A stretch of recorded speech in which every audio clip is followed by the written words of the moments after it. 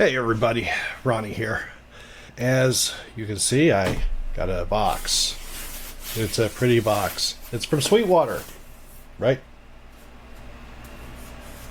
Up there somewhere. Right there, Sweetwater. Yay. Which you can't see, but that's fine. Then we're going to go ahead and I am going to unbox this box and we'll see what's inside. First thing.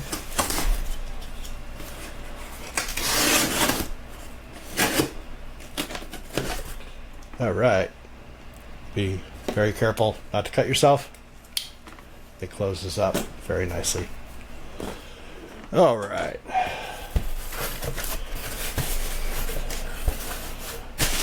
Bubble wrap.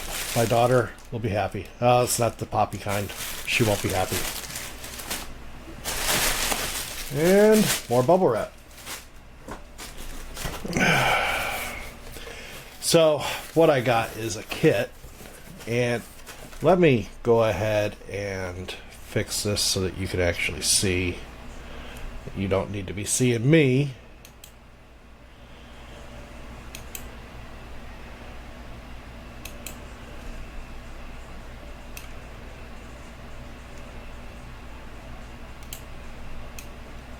Nice. All right, let's see if that works. This is just a 9-volt power strip. Once again, tape. So, cut that tape. There's none on the other side. Okay. Close that back up.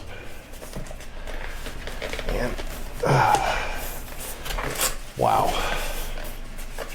Tell you what, we're gonna put this over here. Bring that back in a minute. And a bunch of 9-volt connectors.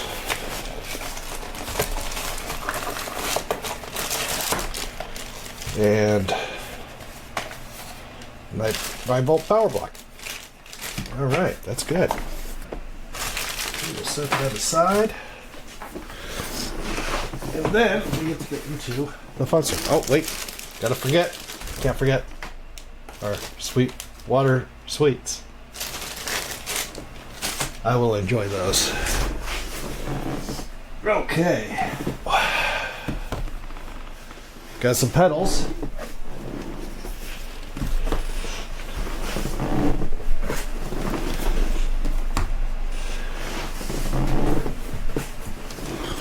And they are all Behringer. Let's see if we can adjust this.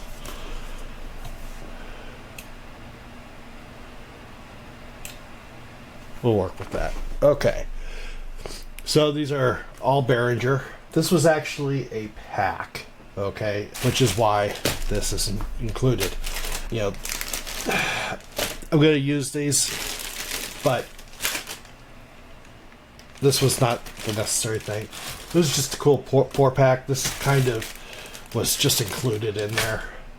Not very expensive, okay, and it's a pretty good selection of pedals. I like to play hard rock, heavy metal, even some symphonic stuff. So let's go ahead and open these up and see what we've got. The first one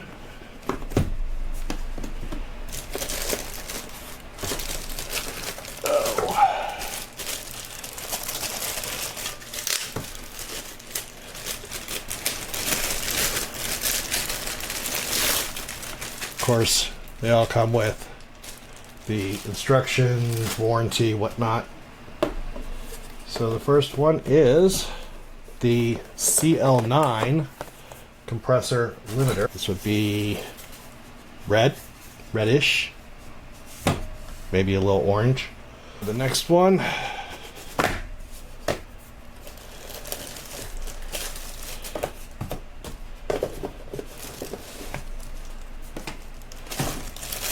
is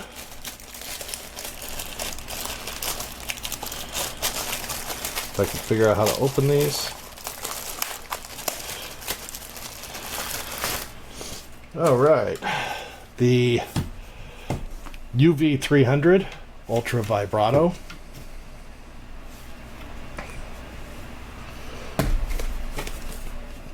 Next,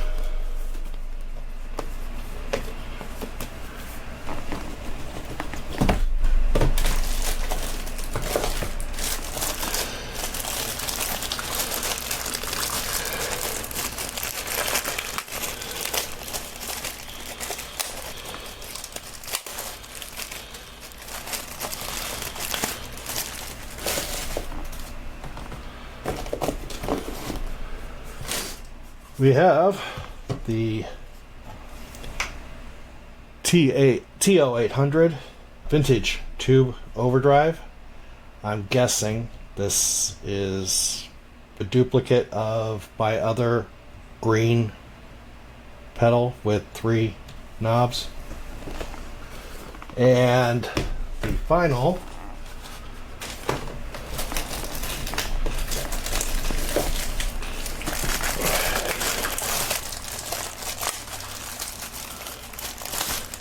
one right here is the heavy metal HM300.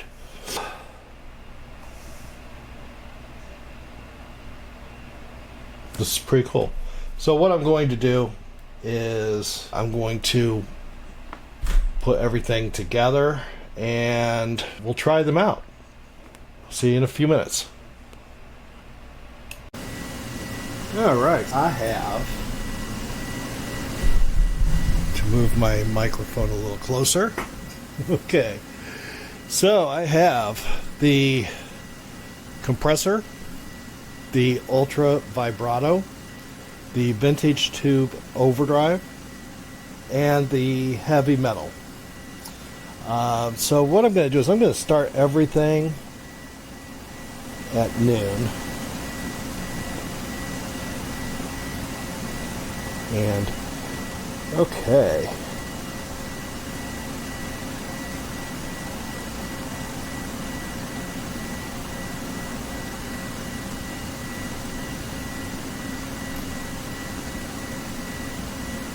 First thoughts. The knobs on the compressor and the heavy metal were both really stiff. The knobs on the Vibrato and the Tube Overdrive were really not stiff. I am running into my Laney IRF dual top on the clean channel, and this is what it sounds like.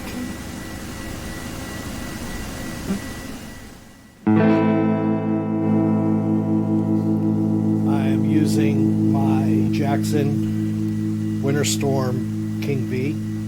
It does have active pickups, so that's why you can hear a little of an overdriven signal. So let's try this compressor.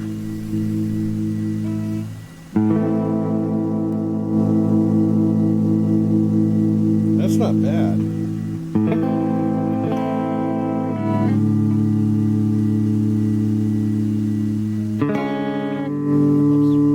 If I can learn how to play the guitar. I'm sitting in a not comfortable position. I think if I'm going to keep making these videos, I'll need to figure out a better position.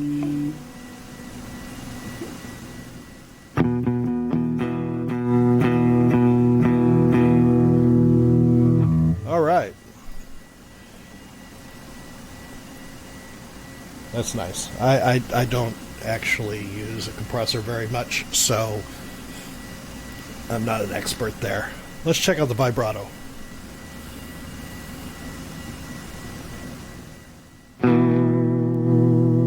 That's Vibrato.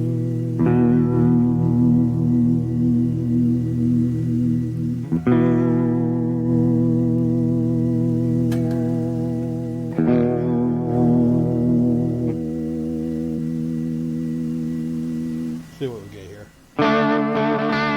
Vintage Tube Overdrive sounds. Does not sound unlike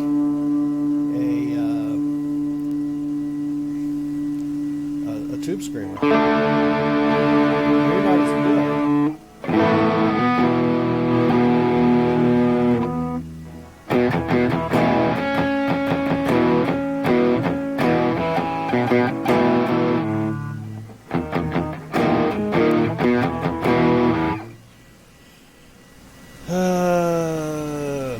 Don't know.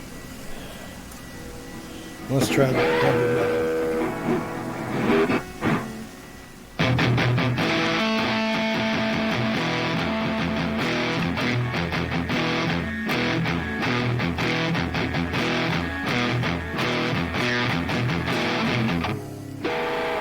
Not bad. Let's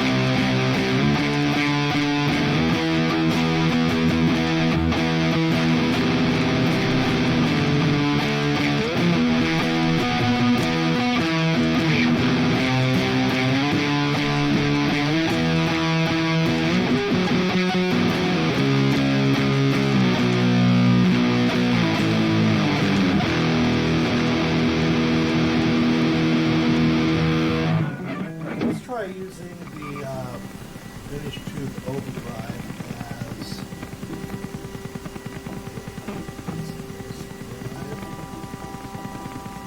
down to about 9 o'clock. The tone, and then in the middle, the level, that sounds good. And we'll turn that on and give the heavy metal boost.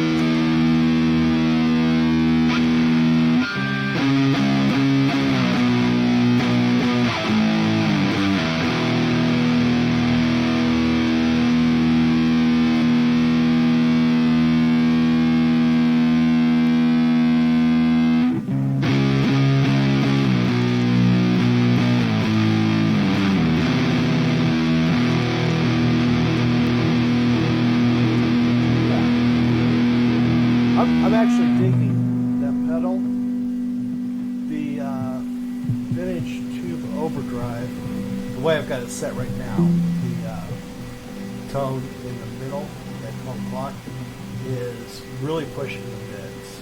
So actually, let's leave that there. Let's cut the mids on the heavy metal. See what happens.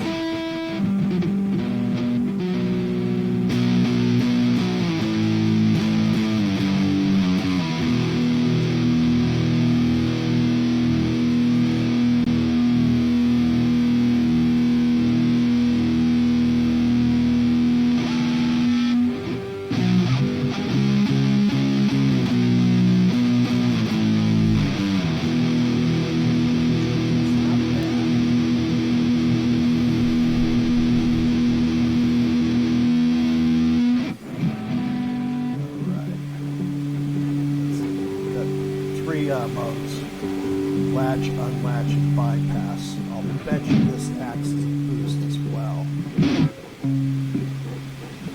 But we've got rise, rate, and depth. So let's slow it down, drop the rise and depth. Let's make that about 9 o'clock-ish.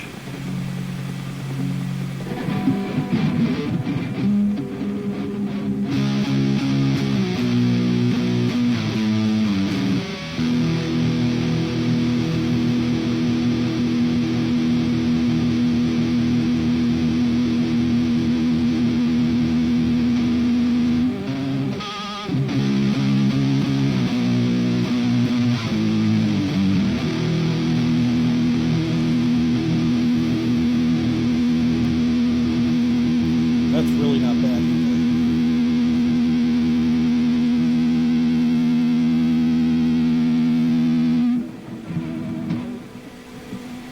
Attack time, level, and sustain. So let's go ahead and crank that sustain up. We'll increase the level to about 2 o'clock. And the attack time, we'll take that for now. So, let me go ahead and put this away, and I'll switch cameras, and we can talk about these pedals. Okay, folks, fix that. Different shirt, different day. I had a little something that came up between the unboxing and the completion of this video, and it put me off to another day. With that said, let's go ahead and talk about these pedals.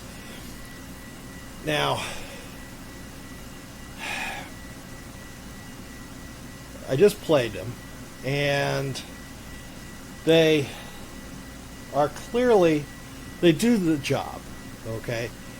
This is a compressor, okay? It says compressor limiter, but it definitely increases the sustain. I'm gonna, by the way, play with these also with something that doesn't have active pickups, the Les Paul or the Explorer style. That's a Harley Benton, by the way. But and see, what the tonal difference is. But that's, I'd say, the way it is. With it said that these do the job that they're advertised as. These have they're cheap, okay? They're inexpensive. And that's something that I like. I absolutely do. Inexpensive. If you saw my video about amplifiers, I showed some cost-effective options for the amplifiers, and these are cost-effective solutions for pedals. When I did the amplifier one, I mentioned this, the Mighty Plug Pro. Obviously, pedals don't work with this, okay, but it does have a nice selection of pedals in the app. So the case on this is really plasticky, okay. It's inexpensive, and I would say that it feels cheap in the hand. Like I said, with the Vibrato and the Vintage Tube Overdrive, these the knobs, they turn pretty easily, okay. They're not loose in any way, but they turn easily. With the heavy metal and the compressor, the knobs absolutely have more resistance to turning, which I don't know what it is that's causing it, different style of pots or what, but it absolutely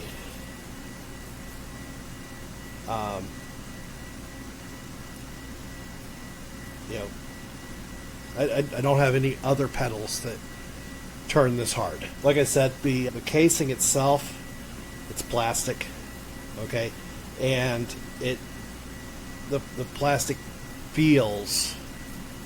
makes the pedal feel cheap. Doesn't sound cheap, okay. We just listened to it and it sounded really good, but it feels like a child's toy. I went and grabbed this, just a good old-fashioned metal zone, okay. But as a comparison, this is made out of metal, okay. Don't know what the chassis is actually made out of. Maybe steel, or aluminum perhaps. But whatever it's made out of, it feels solid. Also, don't know if you can hear it, but you can hear the switch being actuated, okay, where with these you can't, okay. So I don't know why that is. I don't know if maybe the switch is plastic, who knows. Maybe the switch is, I don't know. I'll have to take one apart and find out. Here I've got a tube screamer, okay. This is a mini, okay. It's exactly the same thing as the big one. It's just got smaller knobs, and the knobs all turn nice and smooth. And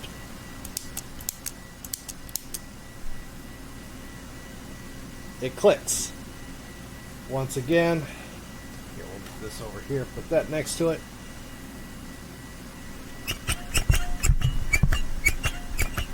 You can't even hear a click.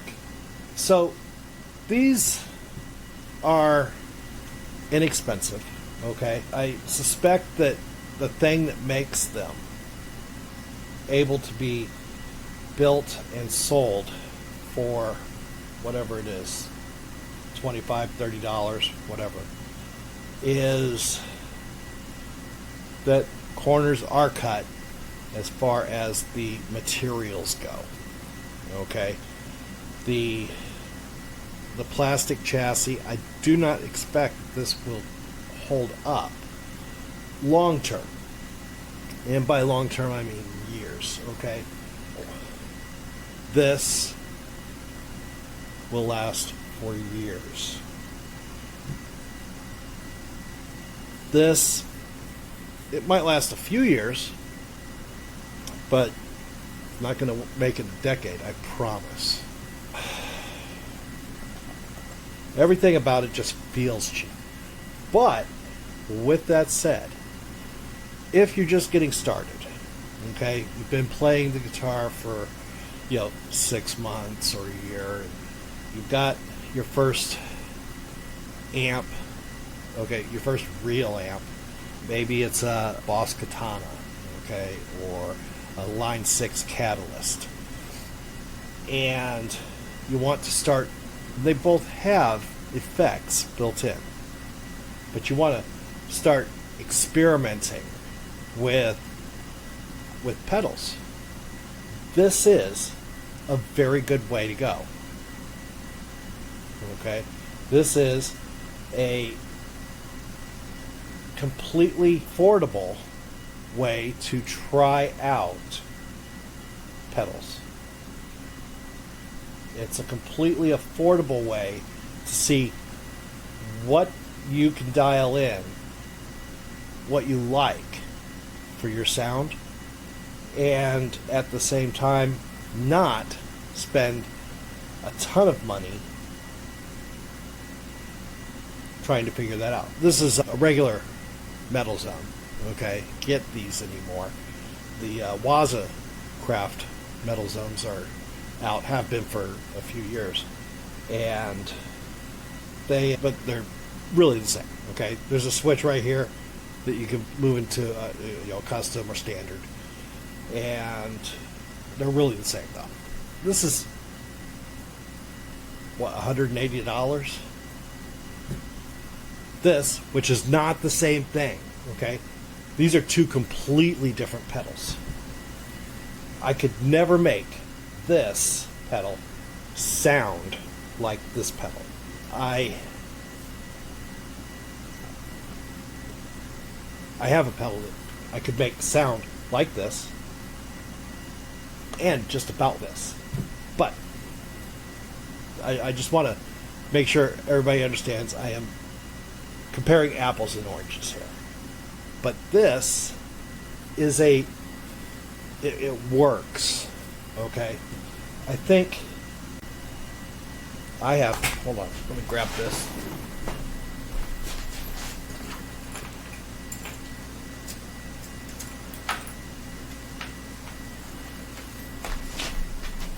Oh, I need to get a pedal board. Okay, I got one coming. This is an absolutely fantastic pedal. This is from JHS, and it's their hard drive, and this is completely built from scratch. This thing has drive for miles, and the cool thing, this has enough dialability that I could make it sound like this, or I could make it sound like this. Pretty darn close anyway. Maybe I will do a shootout between these three. That's an idea. And then, of course, got your tube screamer. And let me tell you, it's a mini, okay? You can see the difference in size there, okay? This weighs probably twice what this weighs. All right, this is real steel. It's got to be. There's no way that aluminum's this heavy. This is absolutely. This weighs twice as much as the tube screamer weighs twice as much as the Vintage Tube Overdrive. Maybe I will do a shootout with these also, but they're bring the metal zone into. Okay, I'm not saying that these are bad pedals. Okay, they're great pedals for your first pedal board. Absolutely. And they're great pedals for dipping your toes in the water, seeing what works for you. And then, if you want to, you can go with something that's got a slightly better build, or a much better build, or just use these. Okay? It's going to break one day. It might be 2-3 years down the road. It's going to break one day. And when it breaks, it only costs 25, 30, 35 bucks to replace it. So they've definitely got a place. There's definitely a place for these. I can see some of these making it onto my board. I don't know about the compressor. Okay. I have other options available for sustain. And don't get me wrong, this is nice. Okay. But I don't know if it's going to make it onto my board. The Vibrato. Yeah, I'm not feeling this either. But the Vintage Tube Overdrive, that might make it onto a board. Okay, it works really well. I would like to do a head-to-head against the actual Tube Screamer. That might be interesting. I don't see myself replacing my Tube Screamer with the Vintage Tube Overdrive, but I'm interested to see how these two actually stack up to each other sound-wise. And the heavy metal, the HM300, this has a completely different sound than this. It's, of course, this is not based on this. This is based on another Boss metal. But it's got a good sound.